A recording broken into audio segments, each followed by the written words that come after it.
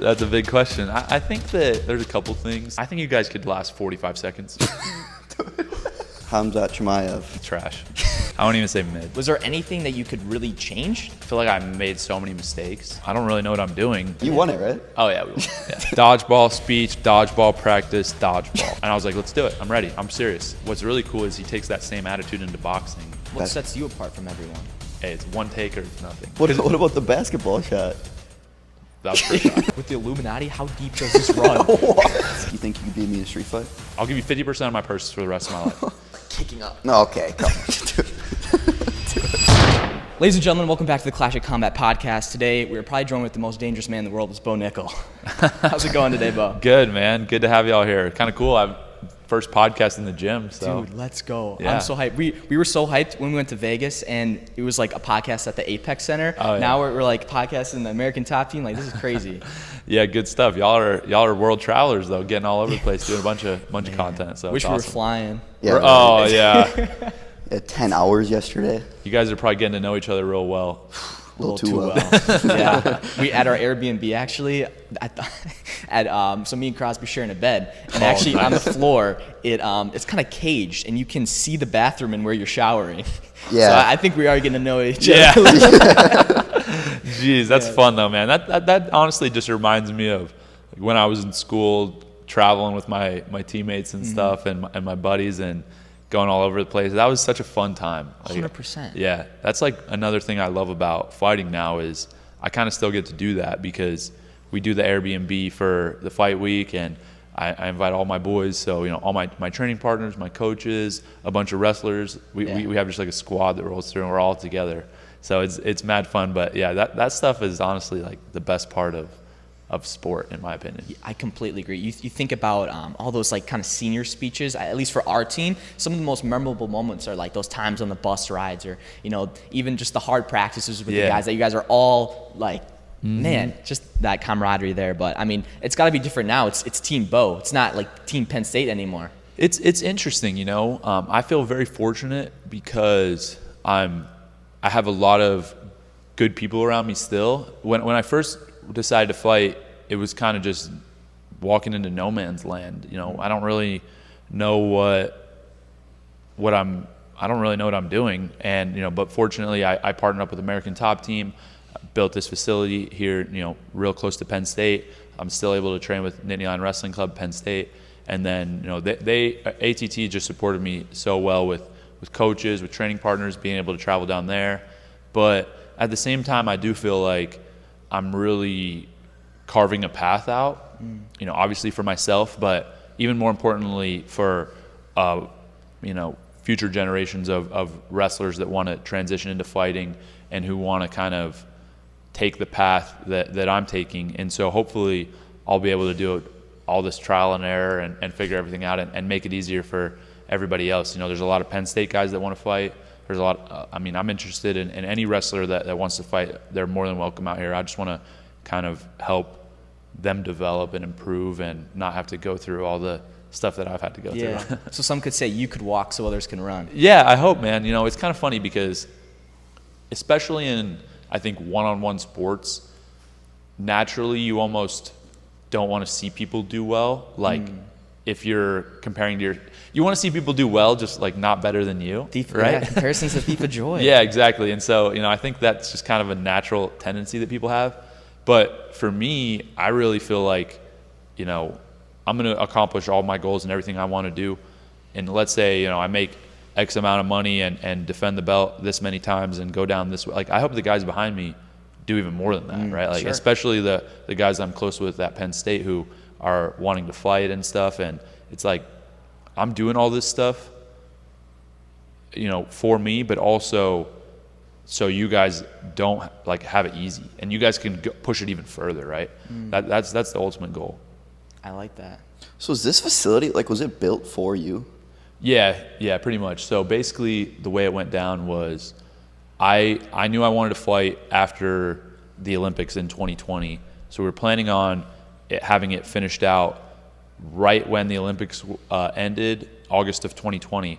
Everything got pushed back because of COVID, so construction got delayed, and we started construction in 2021, and then it finished out in August of 2021. Obviously, I didn't make the Olympic team, and but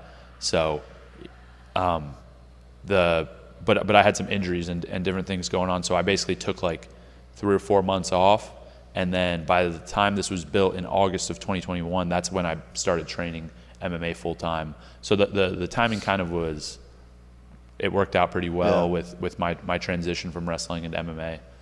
Do you have any regrets of like not continuing for that goal of getting like a world medal? That's something that people ask me once in a while, and for me, I think if I was doing something different, if I wasn't doing something like fighting, that I would. I'll say this: if I wasn't fighting, I definitely would still be wrestling.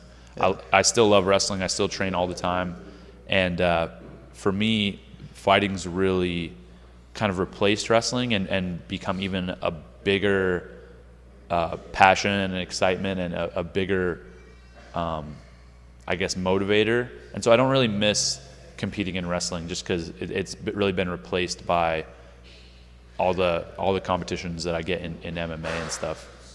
Yeah, that makes sense. I got a quick story about American Top Team. So okay. He loves American Top Team. Oh, really? Let's go. He has so much merch. Yeah, I have like the backpacks and the shirts and stuff. But, awesome. So after Masvidal flying kneed Ben. Yeah. Oh. And Ben's like, he's one of our coaches kind of right. at AWA. Yeah. But it was like so cool, and I liked guys that were training there and stuff. So we had like a boxing thing at my house after my grad party. Oh. Like all my friends. You put like, it together? And I made T-shirts called Wisconsin Top Team.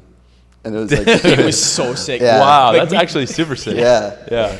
We had like a whole team together. Maybe it was illegal. You guys just boxed each other? Yeah. they have this like big kind of like wiffle ball or baseball field. Yeah. And they set up these rings with like what are they called? The noodles with the ropes. So y'all did like a legit like a show basically. Yeah. Biggest like grad party fight ever. Like you had events. Like there was a main event. There was a co-event. And these guys like were 4 training prelims. for weeks. Like in his basement. Like people were like getting ready. Oh yeah. Like it was I was real. head coach. What?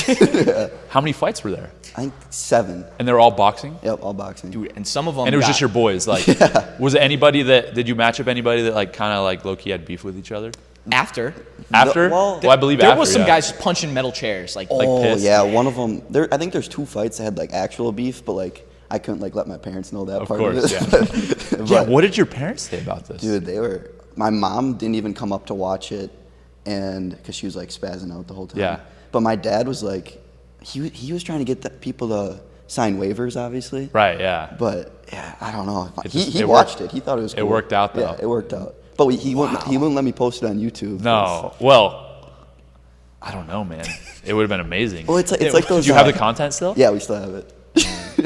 Yeah, I'm sitting here with like my gimbal just going around. Yeah. I felt like I'm in on the action. Dude, it's crazy. Dude, that is walkouts. Awesome. Yeah. That is one of the coolest things ever. What do you think about underground fighting? I love it. That's I love the sick. movies too. Like if they incorporate, oh man, dude, that's kind of honestly, it's kind of funny, but that's how I grew up. So, when I was probably 5th through 8th grade. I lived in Albuquerque, New Mexico, and it's like pretty rough area and stuff. So, I'd be wrestling at these local tournaments, and what we do is you would wrestle your match. Let's say we're at a middle school or high school or whatever, at the gym.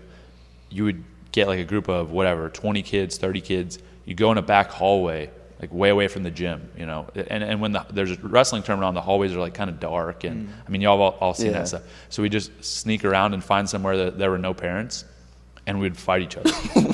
Dude, it was crazy. At a wrestling tournament? At a wrestling tournament. So you'd finish your first round match, and then like in between rounds, you would walk back to where there'd be just a group of kids kind of like in a huddle, and kids would just be fighting straight up. Just like tossing in money, or they're just going? No betting, but like it was just a big fight culture because that's where Jackson's like gym was and stuff. And at that time, there were a lot of good fighters. There was like Rashad Evans, John Jones was coming up, like Keith Jardine. I can't even remember, but there were a ton of like good fighters. So it was just like a very strong fight culture.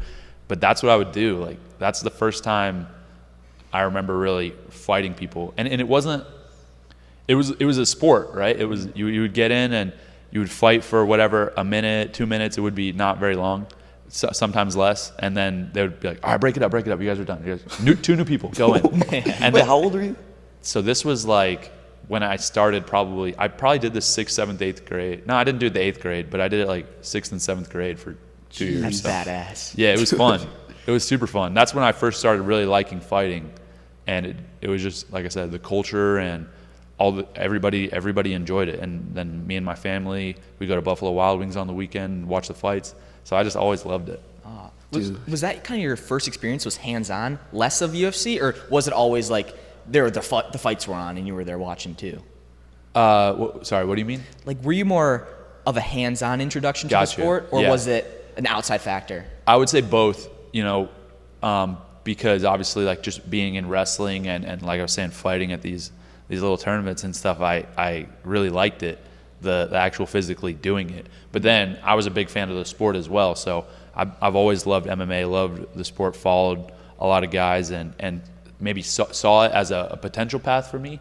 Mm-hmm. I didn't really decide for sure that I wanted to do MMA until I was in college, but I've always been a big fan of the sport, always enjoyed watching it.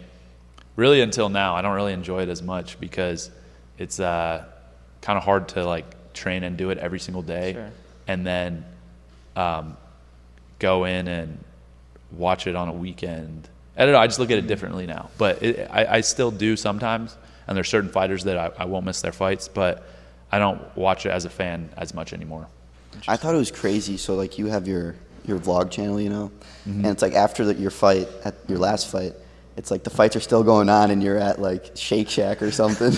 Go in and out and then play basketball. In and out. Dude, yeah, so for me, I love the fight week because I love getting everybody together. And In-N-Out, like it's just my number one fast food spot. So I always go to In-N-Out after, and basically we got this dope Airbnb, basketball court, pool, all this stuff. So we just all roll back to the Airbnb after the fights, and usually we have like a code so I can watch on TV the main event or whatever, because I don't really get to see the other fights. I'm doing media and whatnot. Right. So we get back to the Airbnb, watch maybe the main event, and then everybody just rolls through. We'll just have a bunch of people hanging out, playing games and stuff, and it's a good time. It's fun. Dude, most people are like at Hakkasan or at a club or whatever, and I'm like at the Airbnb eating In-N-Out. Yeah. Getting the chocolate milks. Chocolate milk is a tradition. I don't even remember how that started. I think it was my first amateur fight or one of my first fights, and we went to Whole Foods, and this chocolate milk just looked so good. It was like an organic chocolate milk from there, and I just was like, we're doing this after the fight. And then now we do freaking chocolate milk, me and Musa, one of my buddies and coaches, and Anthony. It's just our tradition. Damn. Yeah. I mean, you got like a huge squad there. You got the whole like Betr crew there. Betr crew's there, yeah. So we got, my last fight, I had 50 people there. It was crazy. Holy crap. Yeah, so, which is a lot of tickets to buy. Yeah. But the UFC gives me 4. That's it? Yeah, it's crazy. They need to up that. I know, they need to. Wait, does like your wife get to go like cage side? So they don't go cage side. I mean, they probably could if I asked. I know for some people, like you get main event, they give them more tickets and they'll put them cage side and stuff. But they give my my wife and family good seats. Honestly, man, cage side you can't really see what's going on. So I like being a little higher up. But yeah, they hook it up with the location, and actually this time they gave me 4 extras or 6 extras, so I ended up getting comp 10. But yeah, dude, I just want the crew there. I love having the squad there. Like you're saying, the Betr crew's there. We got all my teammates for fighting, and then a bunch of wrestlers, guys that I was teammates with in college are all roll through. So it is a little stressful organizing it, but they shouldn't have you organizing it. I know. I just kind of do it. I'm just like texting. Everybody's kind of going through me for tickets and texting me and stuff. So some people I'm like, dude, I'm gonna have to pay like $600 for a ticket. So, oh my gosh. Like, how bad do you really want to go? Yeah, there's only so much he can do. Yeah, I'm like, dude, I'm gonna like break even on this fight. So come on. How did that opportunity with like Betr come up? Yeah, so the Betr deal, basically, it was somewhat in the works after my first pro fight, and it really got a lot of traction and movement after my second contenders fight. And at that point, I think they kind of saw the vision for my career where I was headed, and we just got a conversation going of what what I was interested in doing alongside them as far as content and media goes. So there's really two legs of the company. There's obviously the sports betting side, and then there's the media side of the company. And so for me, kind of taking the combat sports vertical to the next level is what I'm tasked with. And obviously just, putting out shows, content, podcasts, stuff like that. And it's been really fun. I've done 2 shows. So one with Brandon Moreno, one with Jake Paul, and then me and Anthony Cassar, we do like a weekly podcast that's more casual. But I'm excited moving forward. There's a lot of people that I want as guests and stuff, kind of traveling, doing what y'all are doing. And I just, the basis of my show is all about mindset. So kind of tapping into the minds of people that are performing at a super high level in whatever it is. It could be sports, it could be business, it could be music or art. I just kind of want to learn how people's mind works who are able to achieve great things. That's always been super interesting to me, and Betr's been doing a great job helping me, because I could just never do that on my own. Yeah, so, yeah, it's cool. What sets you apart from everyone? I don't know, man. That's a big question. I think that there's a couple things that when I just look at it objectively, right, and take a step back and try to look at it from a third person's point of view, I don't know that there's anybody that is, my age, 27, who has put as much time into their sport as what I have, really. So I started at 5 years old, and I knew very young, probably 7, 8, that I wanted to compete at a really, really high level, and that I was just all in on wrestling. Most kids, I think, kind of have to go through a phase of figuring that out. And maybe by late middle school, maybe by high school, they get really invested, really into it, or maybe they're doing this because a dad or an uncle or a coach who's a role model to them is kind of pushing them to do it. But for me, I felt like it was always a choice, and I felt like it was something that I almost couldn't not do. I was so excited and enthusiastic about it, and like at that age, I was probably 8 years old. I probably wrestled 40, 50 matches in a year, and by the time I was 9, I was doing over 100 matches. And there was years where probably 11, 12, 13, I was wrestling 200, 250 matches a year. Holy crap. And I loved it. There was never a time where I didn't really enjoy it, and it was always a conversation between my dad and I, because my dad was my coach, of what I wanted to do. Hey, do you want to compete in this tournament? Do you want to go here? And so I always felt like it was my choice, but I think I committed to the fullest level that I could very young relative to most people. And so, that lifetime of work, it just adds up. By the time you're in your 20s, you stay on that grind, you stay disciplined, you stay dedicated. I'm fairly athletic, and I have definitely some God-given abilities and stuff, but really just the time that I put in, I think, not only in practice, but studying film, watching Flow Wrestling, watching YouTube, just being a student of the sport. I don't really think anybody has committed as much time as I have. I like that. You said your God-given ability. How has God played a role in your life? Yeah, so for me, my faith, it was always something that was like a family thing growing up. So, my grandpa was like a deacon at the church. I was always going to church on Sunday as a family. So to me, when I was a kid and really through most of high school, it was just a family event. That's what you did as a family. You go to church, and you read the Bible, and you pray together before meals and stuff. And once I got a little older, probably I was 18-ish, 17, 18, I started really studying the Bible and kind of more so taking a different view on my faith and what it meant to me personally, rather than it being a group thing. And so at that moment, I wouldn't even call it a moment. At that time period, I was studying a lot more, going to a lot of Bible studies, learning, and I decided I wanted to really make my faith my own. So I was baptized, and I'm very grateful that I did it when I did it, because right after that I left to college, and so now I basically had a foundation of how to choose what I'm going to do, how I'm going to spend my time, who I'm going to be around, and I have a reason why I do certain things and why why I don't do certain things, you know? So, you know, I think coming into college, a lot of people are just, it's a free-for-all. It's like, I'm just going to do whatever feels right in the moment. But for me, I was able to zoom focus and really always go back to that, to my faith and my relationship with God, and understand, you know, that I'm created in His image, and that there's a purpose out there for me, but there's also, you know, a God who's much bigger than me, and I can take that perspective into everything I do. And so now it's just the same thing, you know. Everything I do, I'm always thankful, grateful, appreciative to what God has given me, to the people that He's put in my life, and it's really just the foundation of all my decisions, whether that be in fighting, in relationships, financially. That's where, you know, my decision-making process comes from. Yeah.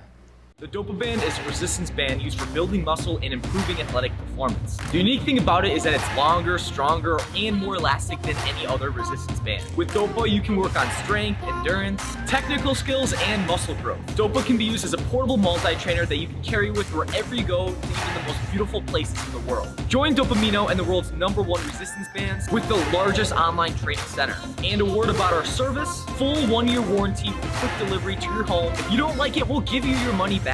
So there is no more excuses. Join DopamineO today to change your workout routine forever. Jeez, yeah.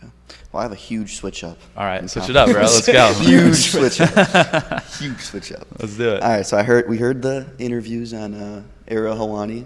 I'm pretty sure it's Helwani, of Khamzat Chimaev. Mm-hmm. You're saying that his wrestling is pretty mid. It's trash. I won't even say mid. you What's want mid? to say his fakes are pretty good? Like, dude, come on, bro. Like, He's a 3-time Swedish national champion. That's sick. 12 wins in 3 years, 0 losses. That's incredible. 12-0 in 3 years. It's a wild record. Yeah, man. I mean, at the end of the day, I feel like I can say whatever about his wrestling skills, his fighting skills, this and that. We're gonna fight at some point, and people will realize that there's levels, and it's just so funny. You go into a world of MMA where there's no other sport where people know less and think they know more. It's incredible. Like, most people, like, if you're a wrestler, you understand the scope, the landscape of the sport. Even if you just wrestled in high school, you realize, like, you probably at least wrestled one person or that was, you know, at that level, or who, you know, most kids can talk about that wrestled. Oh, I remember when I wrestled David Taylor, or I saw him compete, or, you know, they're just more so, I would say, respectful of the sport, and there's just more of a common ground and understanding of the reality. And in MMA, every single fan, I won't say every single fan, 99% of fans have never been in a fight, have never trained, they don't do jiu-jitsu, they don't do boxing, they don't do wrestling. They watch a few fights every weekend or a few fights once in a while, and they think they know everything about fighting. It's crazy to me, dude. Like, it's really, really weird. But like I said, I think that they'll realize what being a true high-level professional athlete that's competed at that, you know, intensity for 20 years, so however much, the vast majority of my life, and it just takes time, but yeah. I'm not worried about it. It's just things I'm learning about, really more so psychology than anything else, understanding people's mindsets. It's fascinating. Yeah. Do you think Khamzat gets through Paulo Costa? I think it's gonna be a good fight, man. Probably. I think he probably will.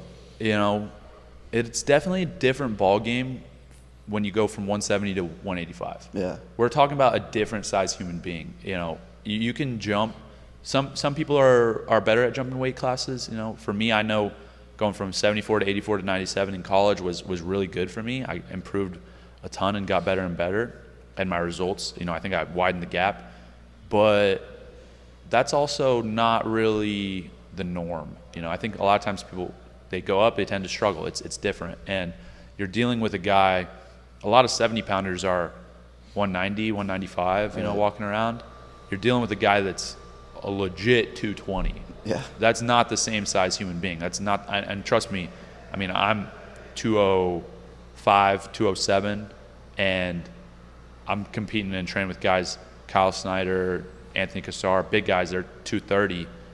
And I'm like, all right, there's a difference here. There's a difference in size. Then I go with some 70s, some guys like that, and I'm like, all right, bro, like, you know, you're a different size than me. And that's why there's weight classes. So to me, we'll see how he does. He's obviously a big 70, but it's a different size human. And to me, anybody that can make 170, none of those dudes are going to be competitive with me. And Costa's a different story, but I'm gonna watch the fight. So we'll see how it goes. Do you have a hit list on your phone, the guys you want to take out? Not really, man. You know, I used to think more on that kind of plane of certain guys that I was gunning for, and especially in wrestling, you know, even as a kid, there was guys that I wanted to beat and guys that I would, you know, try to find at tournaments and stuff.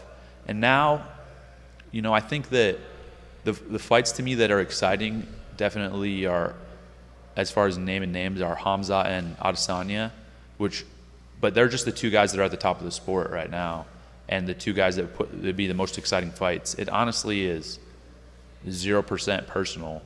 It's more so just what's going to be the biggest challenge and the most exciting, and I'm just always looking for what's the biggest challenge for me, and how can I be my best, really, you know. So those guys come to mind, but at the same time, you could insert anybody that is the champ or at the top of the sport right now, and that's who it would be for me, because that's where the position I want to be in. Yeah. After your fight, your most recent one, all of them were quick, but how do you take that to like really learn from? Because you didn't have anything where you slipped up or you failed at something. Maybe there wasn't coming to you, but from a viewer, like, was there anything that you could really change for next time? It's funny that you said that, because I was actually a little late to this podcast because I was meeting with one of my coaches, and we're breaking down the film. So I've watched it probably not that many times, maybe 3 or 4 times. And when I look at it, I was able to get the knockout. I was able to finish him in 30 seconds or so. But I feel like I made so many mistakes, and there's so many little things for me to improve on, just with my stance, my footwork, my positioning, what I'm doing before punching, what I'm doing after punching. How am I setting things up? How am I dressing it up? What's my decision-making process look like? So I think that I can look at that with, a few positives, things that I did well, and really double down on those, but also some positioning things, some fight IQ things that I can improve on. And most people are just going to see 30-second knockout, oh, this or that. But for me, there's a ton of information in that short amount of time, and definitely going to apply it to training. I got a story about that. The guy that you fought. Oh yeah. the day after you beat him, he was in the airport, and he was I was just looking at his Instagram to see how many followers he gained for the fight week, and I went on his Instagram live, and there's like 30 people on it or something. Okay. And I commented, I was like, "You better have gotten paid for this." He said, "He's like, you're damn right, I got paid." Good. He was like, he said, "I'm leaving Vegas with more money than I came in with." So. That's good. I'm happy. For me, I don't really wish. I don't want new friends. Like, I'm not looking for new friends. As far as, I hate when guys go after the fight, hug, I love you, bro. This, like, it's too much, But this circumstance, I was very grateful that he accepted the fight on a short notice. It would have been, there were tons of guys, high-level guys in the UFC that didn't do that had it offered to them and said no. And for, Val to take the fight, short notice, get in there, and he came to fight too, he wasn't like, he just laid down. It didn't go his way, but I hope, he made good money. I hope he gets another shot. And, he was able to fight in the UFC on a pay-per-view main card, which is a really cool experience for anybody. Only 1% of the people that do the sport even get to do that. So it's, I wish him the best. I'm very grateful that he was down to compete. Yeah, for sure. Well, I know a lot of people don't want to face you in a fight, but what about a dodgeball match? Now you're the reigning champs. They're getting knocked out either way. Tell us about that experience. Yeah. Are you talking about the Betr dodgeball tournament? The dodgeball tournament. You won it, right? Oh, yeah, we won. Yeah, not competitive. Like, if you can dodge a wrench, right? Exactly. Dude, we play a lot of dodgeball. We heard you play dodgeball. You go in, play dodgeball. Kale gives a speech, then you go and play more dodgeball. Yeah. That's exactly how it goes. It's dodgeball speech, dodgeball practice, dodgeball. So we're playing dodgeball probably more than we're wrestling, or at least a comparable amount. But we just started doing this. I don't even know how many years ago. Probably like honestly when I first got to school. So I'm a vet. But I'm very confident in my dodgeball skills. You know, we did a lot of dodgeball, obviously against each other, but then every year at Penn State too, they would do a charity dodgeball tournament, wrestling team, baseball team, lacrosse, nice. like all the club dodgeball team. There's a club dodgeball. There's a club dodgeball team, yeah, and we would mop them up, bro. Actually, didn't matter, like just destroy them. It was not competitive. They're training dodgeball. They're training dodgeball, and we're mopping them up, cleaning them up. So when the Betr dodgeball tournament happened, they tell me this. They're like, "Oh, we're doing a dodgeball tournament." This was right after my last, my first fight in the UFC, and we're doing a dodgeball tournament. Would you want to play? And I'm like, would I want to play? Did these guys sign the waivers? Like, because they're about to get freaking, like I said, they're about to get worked. But yeah, man, I think that could be a possible, venture for me in the future. I've been a professional athlete essentially in 2 sports, but add dodgeball to that list. Maybe throw pickleball in there. I was going to say pickleball. Yeah, and then multi-sport athlete. So. Wait, did you bring guys on your team, or is it just a part of like your? So basically, the way they did the teams was ours was a better combat team. So it was originally a team of 3. So it was me, Johnny DeJulius, and Justin, who's kind of the better side of the combat vertical. Okay. So he's managing and producing a lot of the stuff.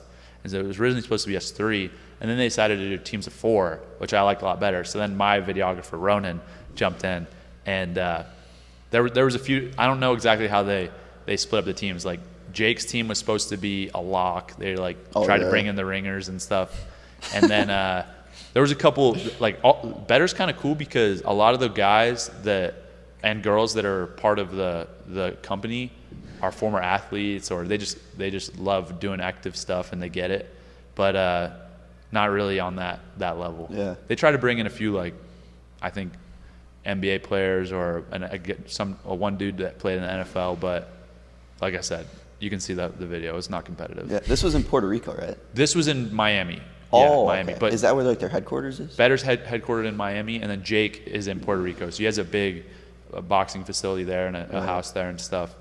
And I mean, it's an easy trip. It's like an hour flight. How cool is that to see the Puerto Rico place? It was sweet, bro. It was really cool. The setup that he has down there, it reminds me a lot of what we have here, because he has his coaches there, his team, nice facility, and everything is easy. Everything is kind of built around the idea that he wants to be a world champion in boxing, and that's like exactly what I'm doing up here, right? Like I live near here.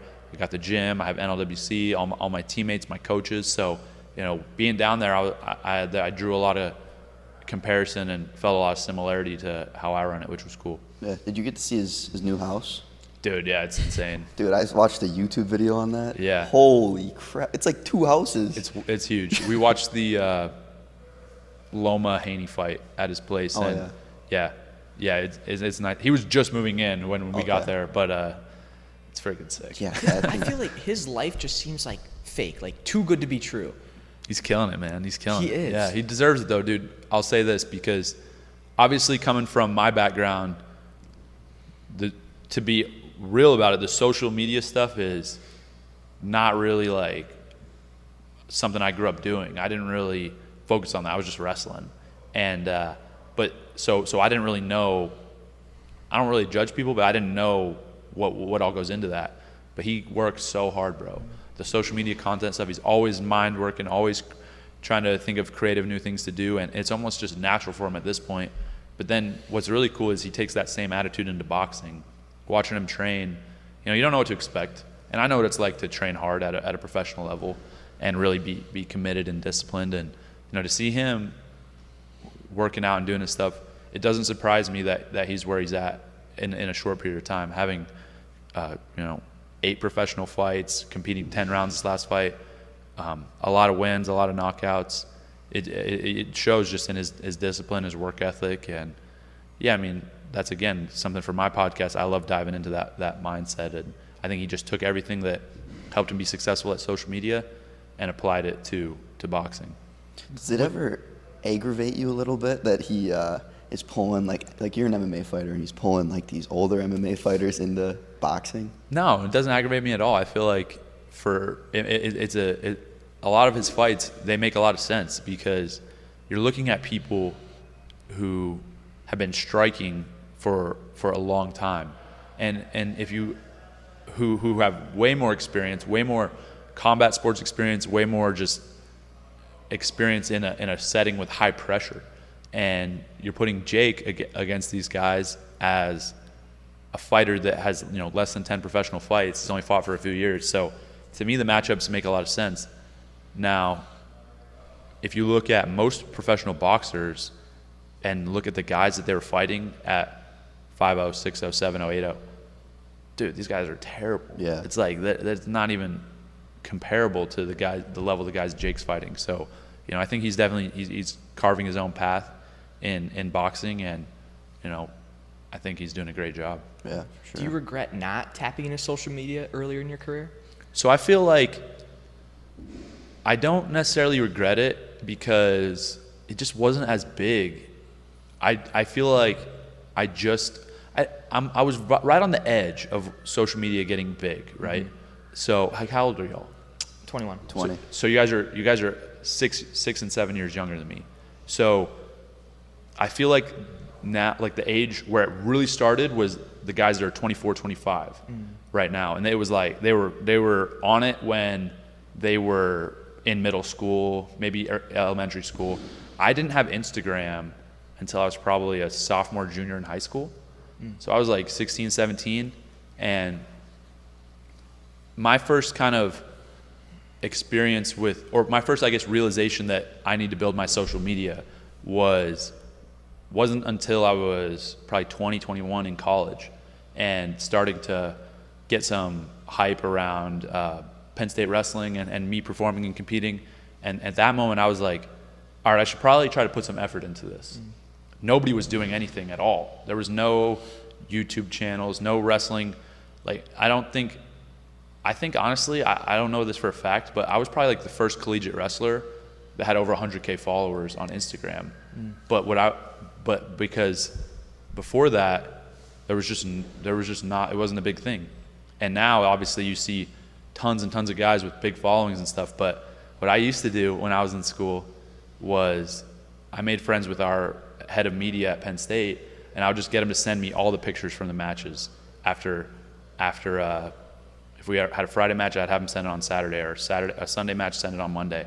And that's what I would use to post for content. So my content was like a little better. I'm getting professional photos, but there was no reels. There was barely video on Instagram when I first started doing this. And so I won't say I regret it, but I do know how important it is now. Sure. That's why I have somebody managing it for me and doing all of that he's a young guy, y'all's age, and he gets it. And again, I think I could get it and understand it and really go all in on it. But for me, it's so much easier to have a partner in that. 100%. And somebody that can know that side of the game, and I don't have to worry about it nearly as much. Yeah, no, absolutely. I told I don't know if you probably know Bo Bassett. Mm-hmm. He was talking about his social media strategy and making videos. I'm like, dude, like at some point have someone else edit, record everything. Like, don't be doing that yourself, because I know how much time it takes. And like for me, like I love doing it, so it's like different. And of course, there's different levels, but man, like having someone else in there to do it, like even like this podcast, having one person do it, no way. It's impossible, man. It's impossible. And for me now, a lot of it is organizational, and it's managing, because I'm starting to get a lot of endorsements, sponsorships, and so you got to keep a calendar, you got to keep a spreadsheet that keeps everything in order, because I have obligations to a lot of these companies, and for me to do that's a whole nother full-time job on top of trying to fight professionally, trying to I have a baby on the way, trying to be with my wife, trying to run a gym. I have a few other business ventures. It's just too much. So, and especially something that I'm not an expert in my opinion. Like, there's a lot of people that are a lot better than me at social media. So why would I do not good job. Exactly. No, I know you're killing it with those reels with the couples thing. Yeah, dude. Oh, those are so I funny. love that. Dude, Yeah, man. after, can we shoot a reel? Of course. Yeah. Dude, those are so Yeah, funny. I love those. Yeah, they're funny. That was again. So, a lot of the ideas that I have on social media they're all my videographer Ronan. So he does all my videography, pictures, content. He manages my my account, makes sure that my posts go out when, and then he comes up with a lot of the ideas, right? The Technique Tuesdays are him, the Steak Sundays are him, and I love doing it. It's so fun, and whenever he comes up with it, we always do those. I'm like, hey, it's one take or it's nothing. Like, I got to get this one take. What about the basketball shot? That was first try. First try on the basketball shot for sure. Man, edutainment, dude. That's where it is. Yeah. Social is so interesting because I look at it as a business. I just look at it just 100% as a business, you know. And I guess not 100%. I look at it mostly as a business and a little bit of getting to just be positive influence, you know, fun and a good role model. But if you look at it, you can do it a couple ways. You can go entertainment, right? Like the exciting kind of, I'm trying to think of who really does it, like the Nelk Boys or stuff like that. There's also that educational element, you know, of teaching somebody how to do something. You see it a lot with cooking or with, you know, of course, wrestling. Athletes Ocean, Jason Nolf, John Broughton, they're starting to put together a lot of informational content and how to and things like that.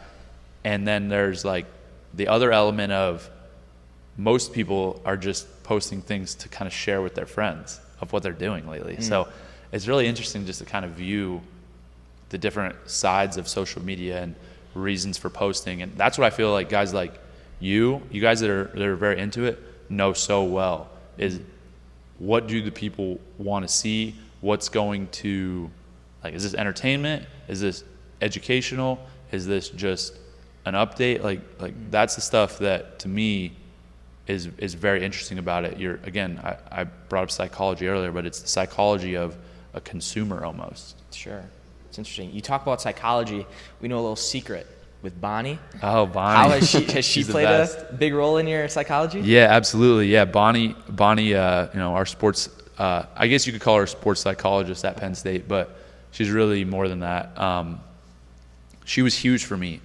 I've learned so much from her, just about myself, just about life in general, about how to handle people, how to handle relationships. And I think what Bonnie does that's better than anybody else is she helps you gain a lot of clarity, right? You know, everybody has to make a lot of decisions in life. We make a lot of decisions every day. And if you don't have clarity on what you're trying to accomplish, you're almost just stagnant. And if you accomplish something, it's by accident. And for me, with the tools that Bonnie has provided me, it just gives me clarity. It lets me focus on what I want to do. And then I know if I'm going somewhere, I'm headed there on purpose. It's not just happening by accident. And I believe that, you know, in being able to manifest certain things. And so, you know, setting goals, knowing what you want, that's all stuff that I've learned from her. And I apply that to every area of my life. And, you know, I would not be near where I'm at without her and the tools that she's helped provide me. Sure. For sure. Yeah, we heard the story of Bo Bartlett before. I don't know if you heard about it, but Bonnie told him before practice, like before the year before he dropped to 41, she just came up to him before practice and said, "Bo, I think you're wasting your potential." That's the only thing that's walked away. Bonnie keeps it real, bro. Yeah. She keeps it real. It's like, so first off, if you're a wrestling fan, you've probably seen Bonnie on the Penn State bench. Yeah. She's the only 80-year-old lady with white hair. The only one. The only one. And but she's amazing. So she does not pull her punches. She'll tell you exactly what she thinks, exactly how it is. And yeah, I mean, I've had similar experience with her. There have been a few times where she's definitely had to check me, you know, stuff I needed. But my favorite one that has happened lately is so me and Anthony Cassar obviously training together a lot. Obviously, wrestling and in fighting. And she comes up to me one day. And so I'm just sitting in the wrestling room, and she goes, Bo, I need to ask you a question. This is very serious. And I'm like, all right. And she goes, are you and Anthony ever going to fight? And I was like, Bonnie, no. And she was like, oh, thank God. Like, she's like, I don't know what I would have done. She just assumed, like, we were going to have to fight each other at some point. He's 205, right? He's 205, yeah. So, you know, we're different weight classes. Two, even if we were the same, we would just never fight each other. But she was so concerned that we were going to have to fight each other. She cares. And she cares. And it was hilarious to see, because me and Anthony, out of everybody, we spent a lot of time with her, especially him. He's with her all the time, meeting and stuff. And yeah, she knows how close we are. So it was like breaking her heart, thinking that we were about to fight each other. And I was like, no, Bonnie, you don't have to worry, we won't. And then every time I go to fight, she just says, make it quick. Yeah. Hey, maybe that helps. Yeah, it does. It does, for sure. You know what that reminds me of is so we listened to a podcast on the way here, Impulsive. Jake and Logan, they were arguing for a solid 45 minutes to an hour. This is the whole pod, yeah. Really arguing? Like, yeah. About what? Like it was Logan like old was, YouTube times where they were making diss tracks. Like dude, they were like was, livid. Like Logan was saying serious? that. Yeah, Logan was saying Jake's stealing his fights. What? I'm gonna be honest. Logan sounded like an idiot. Okay. But yeah, he was saying that he thinks he's better than Jake. They should fight. No, I don't want them to fight. Dude, that's what I'm saying. Bring up your point. I honestly, yeah, I feel think- like they probably will fight. You think so? I It's think they destiny. would. Dude, I think they would, They're bro. brothers. That's I would never do that. I wouldn't either. But I don't know, man. They might do it. Dude, they'd make a crap. What's a bigger ton. fight, Jake Paul versus Logan Paul, or Elon Musk versus Zuckerberg? Dude. They should Dude, co-manage. I don't think Zuck and Elon will ever happen. There's no way. I don't know, bro. Like, okay, you're telling me if there was just a master assassinator that would, like the two most powerful men in like the world, like with riches, like that's crazy. At the really Colosseum crazy. in Rome, that's what they were meeting for. I've been hearing from a lot of people that there's real legs to it. Dude, yeah, like there's like think about like with the Illuminati, how deep does this run? You went straight to conspiracy theory. I'm just thinking, yo, these dudes are about to fight. Dude, Like, Data said he met with like the Colosseum. Yeah. no, it's for real. That's who I've heard. I've heard that initially what I heard is they want to do it for UFC 300, Ooh, which is damn. next year. Yeah. But Elon wanted more time to train and I just saw he needs like surgery or get something. improved. Does he? Yeah. Or Yeah. he had Aren't he they was so getting an different in MRI or weight? something. So Elon is like, we looked this up at one point. Zuck's smaller than him. Elon's quite a bit bigger height-wise, but not as much weight-wise. It was like, Elon looks like he's 2 bills at least. he was 6'2", 6'3", like 210, and Zuck was 5'9", 175. So Zuck's it's not pretty great. big Zuck's not, yeah, he's not I thought he tiny. was way smaller than that. Yeah, so Does that fight go to the distance, you think? No. I don't even want to speculate. It's crazy. The Jake Paul Logan one, I almost think that's No, bigger. For others, Yeah, And and I for how think- long they've been doing it, like there's actual like there's better storyline I think Dude, than just the yeah. two richest guys. yeah, I for think- sure. I think Jake wins. I would want Jake to win. Well, Jake actually is, boxing regularly, training, improving. So, I mean, I don't know, but it's his big brother. Yeah. Dude, I couldn't should do that, You man. should listen to that podcast because I will. I couldn't do that, man. That would be tough. All right, were you like chirp Jake's ear like fight Logan? Honestly, I like Jake. I would tell him not to do it. Wow. Not because I don't think he could win. I mean, I just couldn't do Morally, that. Yeah. you're saying? I'm just saying, like, listen. So I feel like this is what they would do. They would come to agreement. Hey, man, we're gonna fight. We're gonna be cool after. It's cool, man. Like, we're just gonna fight, and we're each gonna make $50 million or whatever, and this is gonna be great. And afterwards, we're gonna hug it out, and we're gonna be cool. And maybe that'll happen, but 99% somebody's going to be pissed. 100%. And they're not going to ever have the same relationship. Even if their relationship's a little strained right now, if they fight, I just don't see a way that they could be cool after. I guess there's a way, but 99 times out of 100, it ends up not good. Well, how would you feel like, say you fought Anthony? I would just never fight him. There's never would be any situation. You could give me $500 million. I just wouldn't do it. Do you think it would be the same way, though, if it were to happen? Like, after you would think you're cool, and then afterwards somebody would just be a little... I think that that's just kind of natural. I think that it would probably, I don't know, you know, like I said, for me, there would just be never any motivation to fight. So I don't have any 1% of me that would want to like do that. I fight him every day in practice. So we're already doing that. So why would we do that in a cage? And it's not playing basketball against each other. It's not even wrestling against each other. This is a very different thing we're talking about. I guess boxing is more of a sport. It's all sports, but boxing, you could see it as more like, I guess if you look at it this way, Jake just fought Nate, and Jake won the fight clearing away, but Nate had moral victories. So they can both kind of be okay with the result. Yeah. In MMA, that's really hard to do. Yeah. Because somebody's might get knocked out. It's really easy to get knocked out. It's easy to get cut. You're on the ground. You're freaking crushing their face on the ground. You're throwing elbows at their face. It's, you know, you're choking them. It's not the same. It's hard to explain, but I hope that makes sense. Yeah, no, I think that makes sense. Yeah. Yeah, dude, that I want it to happen, but at the same time, it's pretty messed up. I feel like it would be insane, but it's a lot of money. It would be a lot of money. Yeah, well, I don't know. The money stuff is just like, I don't know. You can't fight for money. Yeah, it doesn't work. Well, in 6th, 7th grade, you said you had a few street fights. Bunch. Or hallway fights. Hallway fights. Yeah. You think you could beat me in a street fight? Me and you?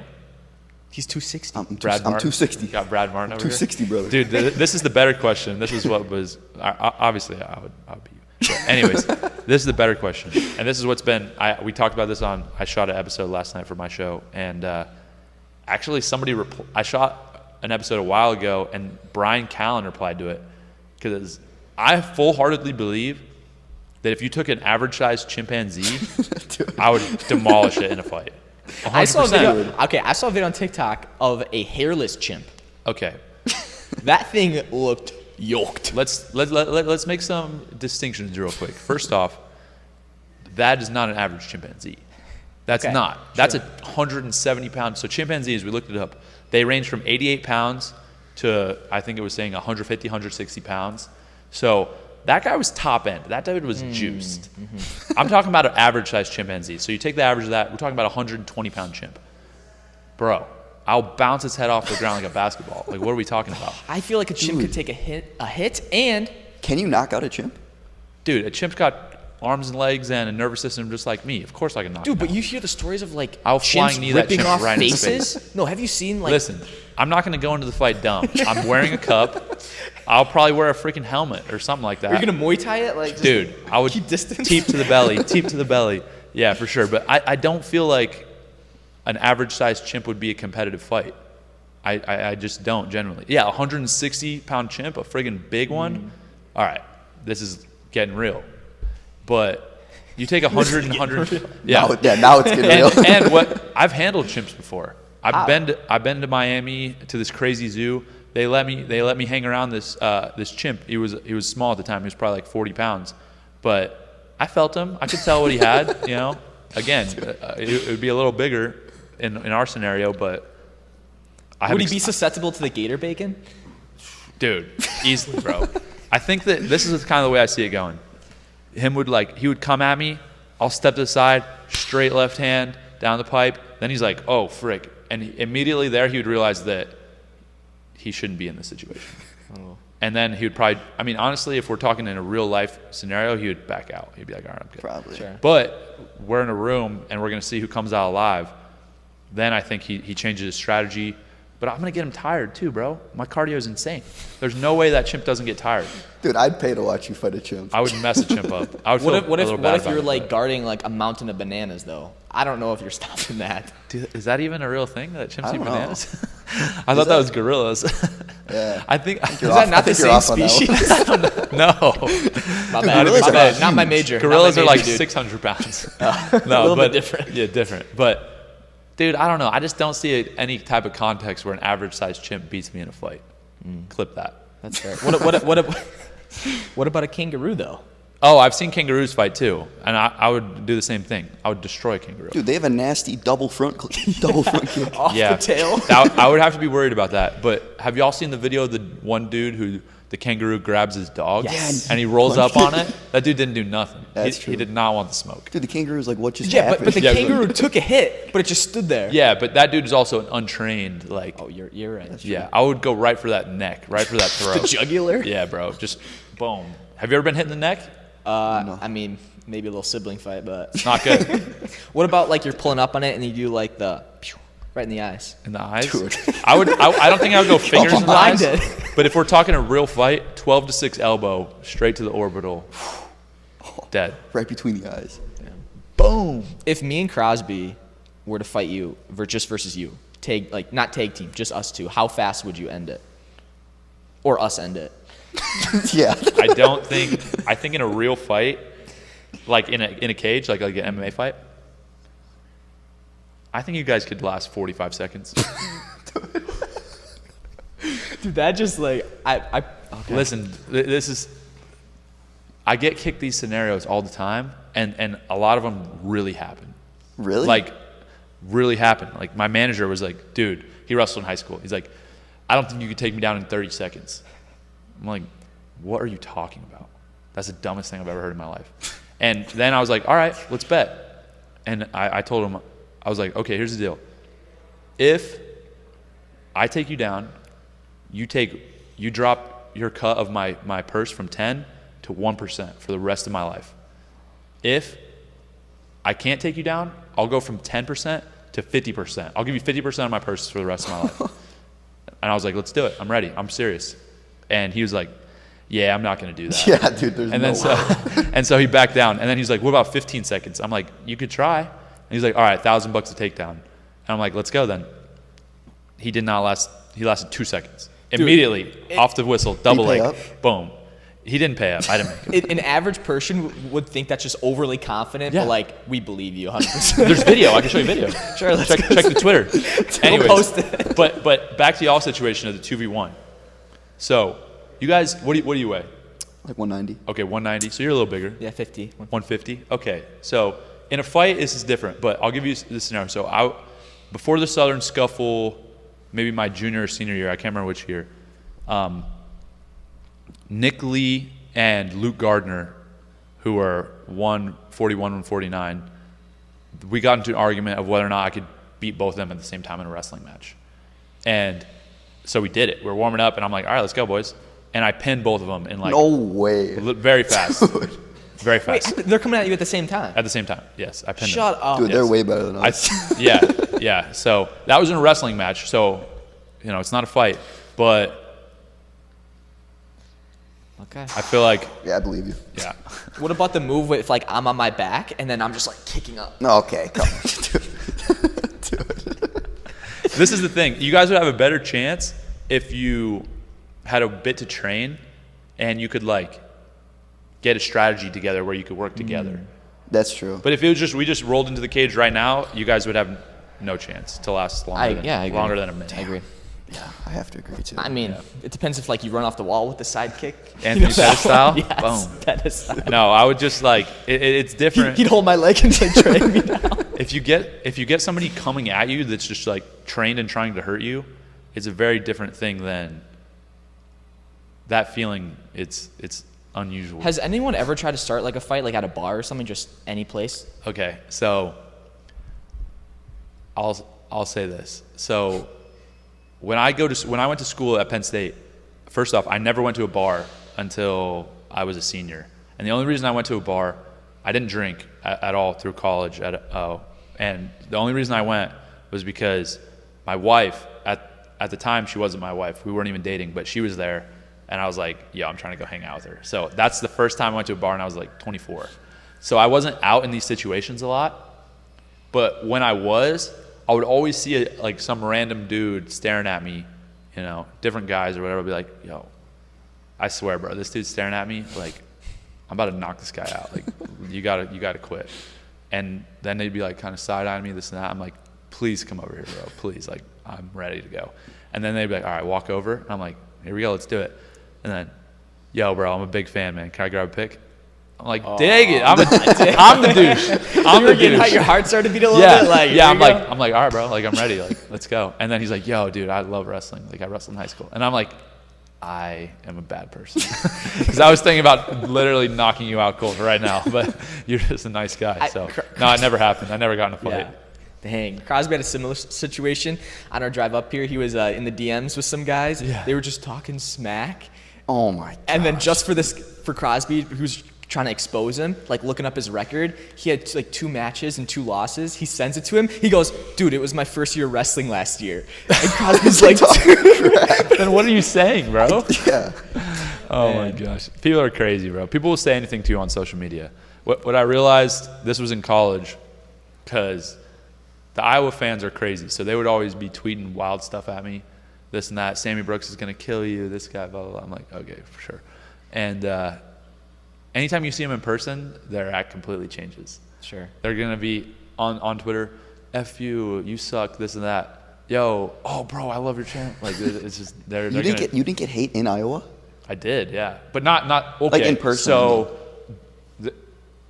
I wrestled in Carver in a duel my sophomore year, and they were crazy while I was walking out, while the match was going on and stuff, yelling crazy stuff. You're going down, mother effer. We're coming for you. This and that. I'm like, okay, this is crazy. And then afterwards, they would always be like, ah, man, you're great. Like, yeah, right. Dan Gable came up. He's like, man, I love watching you. I'm like, you guys are completely different people in a competitive setting. Yeah. You know, when not last year, but the year before, I went to the NCAA tournament. I don't know how this worked out, but they sat me right in the middle of the Iowa section. So it's literally every Iowa parent, and then me, my dad, and Anthony. And I'm just like, okay, cool. You know, This is great. DeSanto and Roman are about to wrestle, and these dudes are. But basically, what would happen is, while the match was going on, they would be screaming obscenities, insane. And then after it was over, nicest people ever. Like, wow. It just was like a switch flipped. Yeah. It was when the whistle blew, which is kind of how their coaches are and stuff too. Yeah. So math checks out. But people yelling crazy stuff you at UFC events?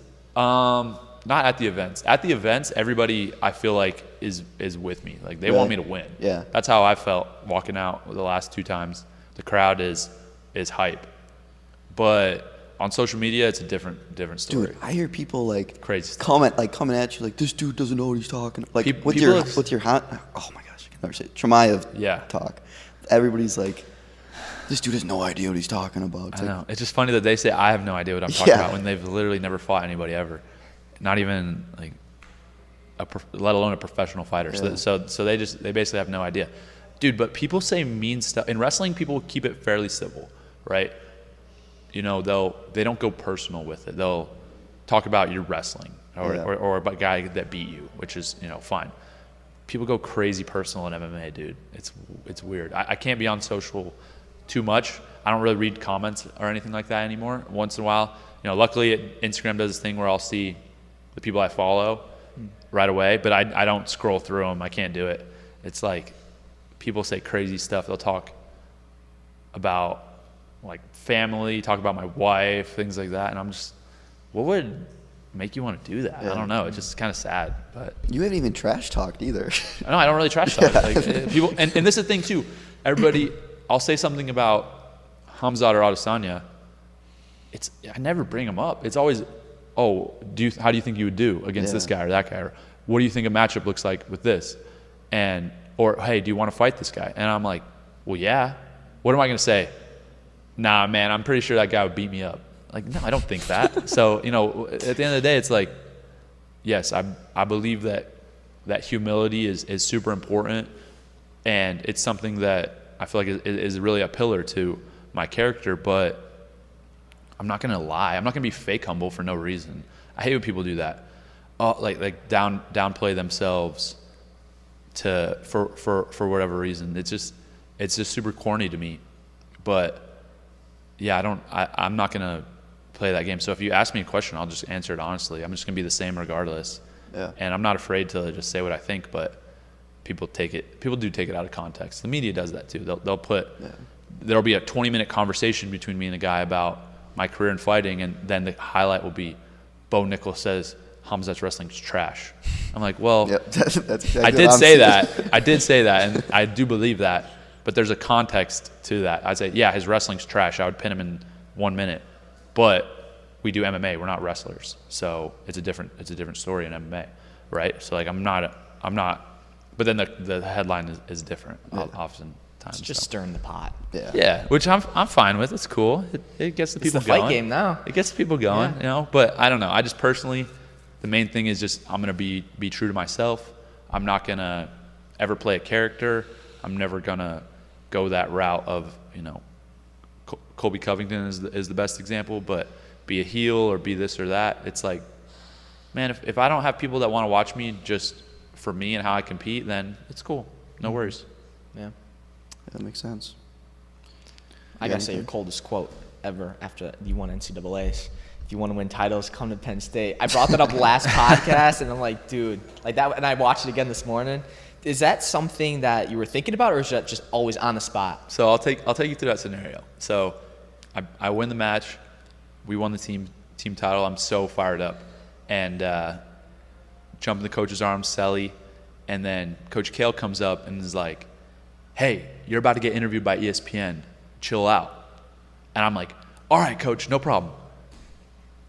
Blacked out. I have no idea. I didn't know what I said. I didn't know at all. And then leave that night, go do our thing. The next morning, we were in Cleveland, so we're busing back.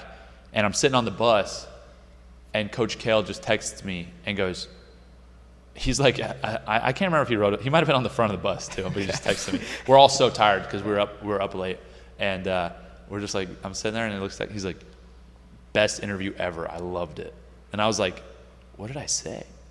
And then I go. So this is however many, at least 12 hours later, and I go back and look, and I watch my interview, and I was like, oh, I kind of killed that. That's so. But I didn't even know. It was, like I said, 100% off the cuff, and I didn't even remember. I think that moment was so emotional. There was so much that went into that season.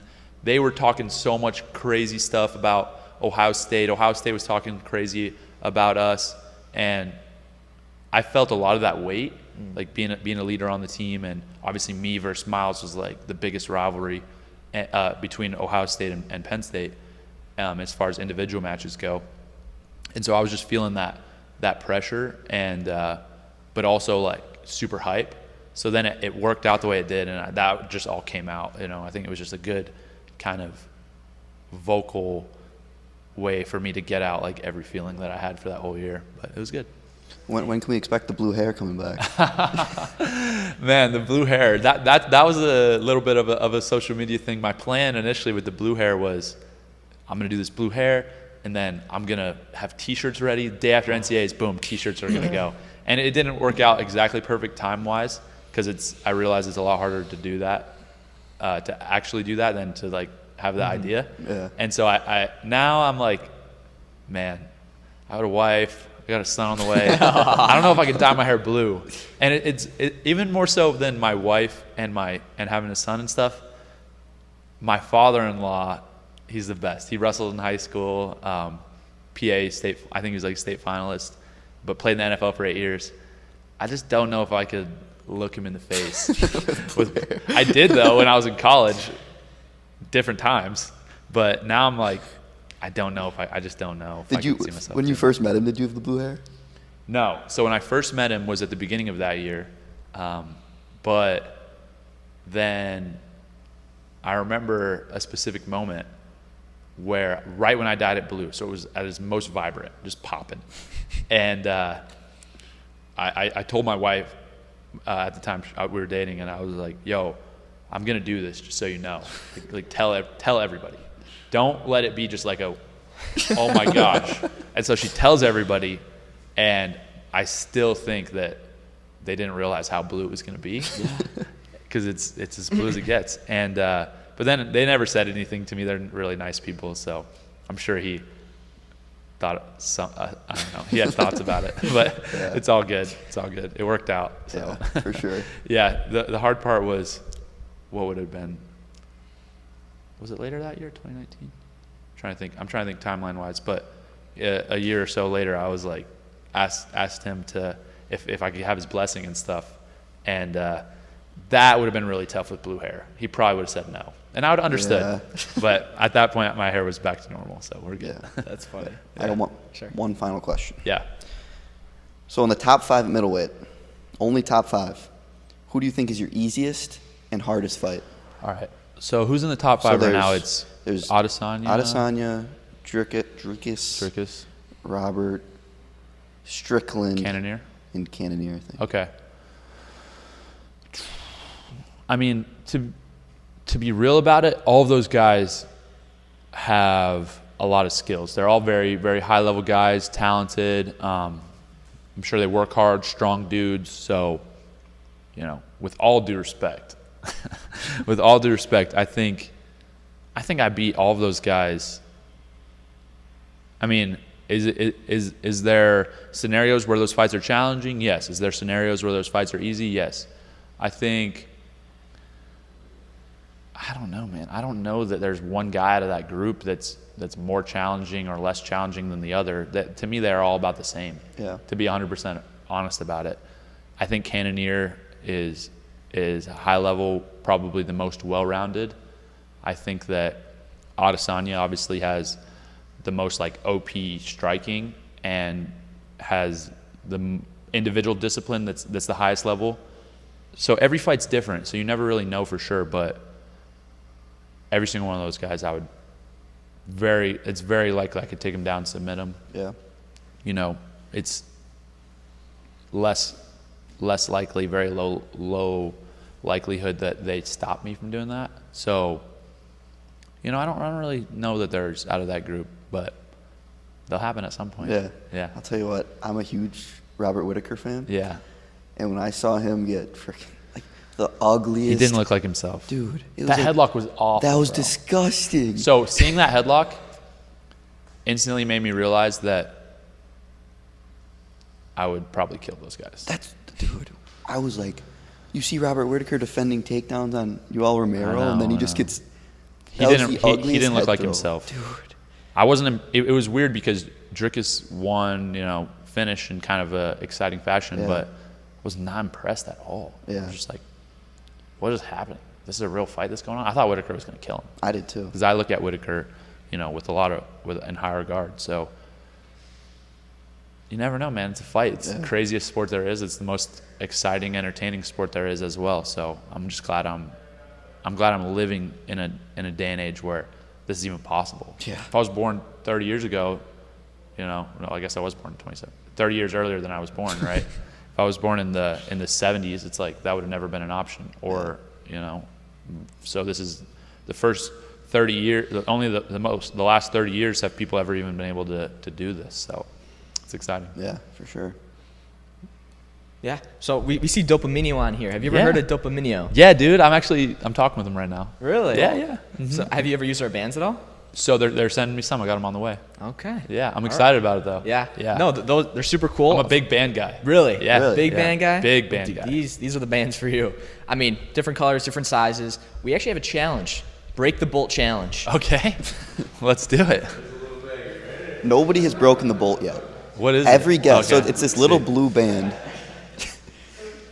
So you get 3 tries. You try to break it? Yeah. Oh, I don't know if I want to. That's scary. It's gonna snap in half. If you can do it. I don't I don't think it's gonna happen. If you but can. I feel like if I do it, it's gonna hurt me. It's gonna snap back to me. I don't want to do this. This is scary. I feel like, am I getting pranked? No. I'll be honest. If you broke that, you would. If you broke it, you'd be like a silverback gorilla if you could break that thing. Yeah. So you're saying that it's just not gonna break? No. Yeah, pretty much. How about that? What do you think about that strategy? The closest who's been is Spencer Lee to break it. I feel He like put it under his foot and pulled up. Oh, that's cheap. You gotta do it with your arms. Let me see here. I don't want to do this. I feel like it's not gonna snap though, right? No. You're not pranking me. Dude, it's not going It's not gonna face. It's gonna come back. I'm really scared to do this. Let me see here. One more wrap. Let's go. Double. My hands are sweaty now. I'm nervous. Yeah, dude. It's not breaking. Yeah, it's not breaking. Man, but that's all right. I'm sweating though. Jeez. Don't worry. We still believe you're pretty dang strong, but we actually got a Dopa Gift bag. Let's go. Yeah. Oh, heck yeah.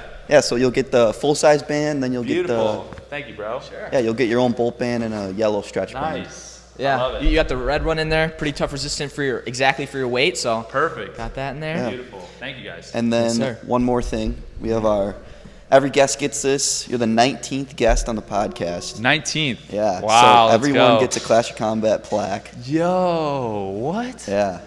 That's sick. Oh, this is heavy as heck. Yeah, dude. It's heavy. And it's got the number on it. Yeah. Yep. So shout out to Superman. Let's go. I'm going to put this, I got a little studio. I'm going to put it in my studio. Sweet. Go. Yeah. I'd love to see it. Yeah, we that's really appreciate sick. you having this. This is great. Of course, yeah. Thank you guys for coming out. It was awesome. It was fun to chat with you guys. Wait, we do have. He used to ask. Oh, what's yes. the thing called? Or? What would be a question to ask our next guest, not knowing who it is? Not knowing who it is? Okay. Oh, this is actually perfect. Yeah, it is. I'm assuming it's probably going to be a Penn State guy. So let's see. All right. This is. Okay, I'm trying to think of something good now. I feel like I got pressure. Let's just go with 3 things that you would take with you on a desert island. Ooh, That's love perfect. it. Just like Perfect. a classic cliche one. Perfect. Thank you. Yeah, it'll be interesting. though. Sweet. Yeah. Thank you Awesome. guys.